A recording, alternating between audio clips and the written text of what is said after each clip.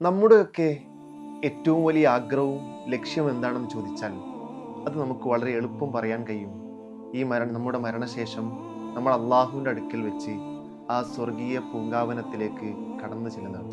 ജന്നാത്തു അതിനിൻ തജ്രീമിൻ തഹ്തിയൽ അൻഹാർ, ആ അരുവികൾ ഒഴുകുന്ന, ആ പൂന്തോപ്പുകളാൽ നിറഞ്ഞിട്ടുള്ള ചിത്രശലഭങ്ങളുള്ള, നമ്മെ വിശാലമായി കാത്തിരിക്കുന്ന ആ സ്വർഗീയ ആരാമങ്ങളാണെന്ന് നമുക്കറിയാം. ഒരിക്കൽ ഹബീബായ റസൂലുള്ളാഹി സല്ലല്ലാഹു അലൈഹി വസല്ലമയുടെ ചാരത്ത് റസൂലുള്ളയോടൊപ്പം ചേർന്ന് സ്വഹാബ കിറാം ഇങ്ങനെ ഇരിക്കുകയായിരുന്നു.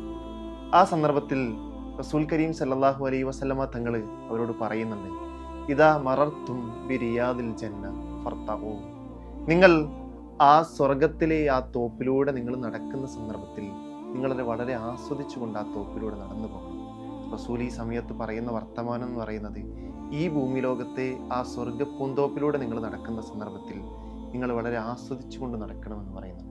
ഇത് കേട്ട മാത്രയിൽ സഹാബ കിറാമ് അത്ഭുതത്തോടു കൂടി ചോദിക്കുകയാണ്, വമാ റിയാദുൽ ജന്ന, ഈ ഭൂമി ലോകത്ത് ഞങ്ങൾക്കൊരു സ്വർഗ പൂന്തോപ്പോ? ഈ ഭൂമി ലോകത്ത് ഞങ്ങൾ എങ്ങനെയാണ് ആ സ്വർഗത്തിൻ്റെ പൂങ്കാവനത്തിലൂടെ നടന്നു ചെല്ലുക? എന്താണ് ആ സ്വർഗത്തിലെ പൂന്തോപ്പ് എന്ന് ചോദിക്കുന്നുണ്ട്.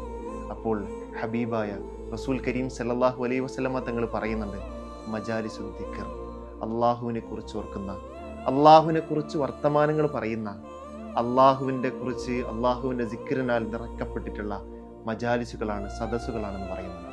നമുക്ക് ഇനി മുതൽ അത്തരം സദസ്സുകളിലൂടെ കടന്നു പോകുന്ന സന്ദർഭത്തിൽ, അള്ളാഹുവിനെ സ്മരിക്കുന്ന ഇരുത്തങ്ങൾ നടക്കുന്ന സന്ദർഭത്തിൽ ആ സ്വർഗീയ പൂങ്കാവനം, ഈ ലോകത്ത് അള്ളാഹു നമുക്കായി കരുതി വെച്ചിട്ടുള്ള ആ പൂന്തോപ്പിലൂടെ, സ്വർഗത്തിലെ ആ ഇടത്തിലൂടെ വളരെ ആസ്വദിച്ചുകൊണ്ട് കടന്നു പോകുന്നു.